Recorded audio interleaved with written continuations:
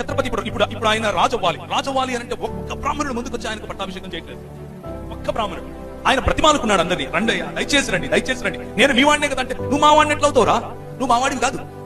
ఛత్రపతి శివాజీకి పట్టిన గతి గురించి మాట్లాడుతున్నాను, నీకు నాకు పట్టింది కాదు. ఎవరైతే వారి తరఫున పోరాడాడో, ఎవరైతే వారిని సంరక్షించడం కోసం పోరాడాడో, ఎవరైతే వారి ధర్మాన్ని సంరక్షించడం కోసం పోరాడాడో, ఆయనకు బొట్టు పెడితే నేను తాగాల్సి వస్తుంది శూద్రుణ్ణి, నేను ఎట్లా బొట్టు పెడతాను అని అన్నాడు. లాస్ట్ కు అంబాజీ భట్ అనే ఒక ఆయన పట్టుకుని వచ్చుకుని కాశీ నుంచి ఎడమ కాలి బొట్టును వేలతో బొట్టు పెట్టాడు.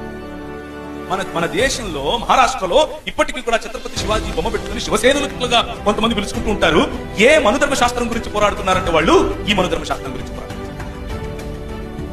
ఎడమ కాలి బొట్టను వేలుతో బొట్టు పెట్టి ఆ ఘట్టని ఆయన అప్పుడు ఈయనను ఛత్రపతిగా ఘోషించడానికి ముందు ఒక షరతు పెట్టారు. నువ్వు ఇంతమంది బ్రాహ్మణులకు ఈ విధంగా భోజనం పెట్టాలి, ఇంతమంది బ్రాహ్మణులకు ఈ విధంగా మణుగులు ఇవ్వాలి, ఇంతమంది బ్రాహ్మణులకు ఈ విధంగా మాన్యాలు ఇవ్వాలి అని ఆంక్షలు పెట్టారు.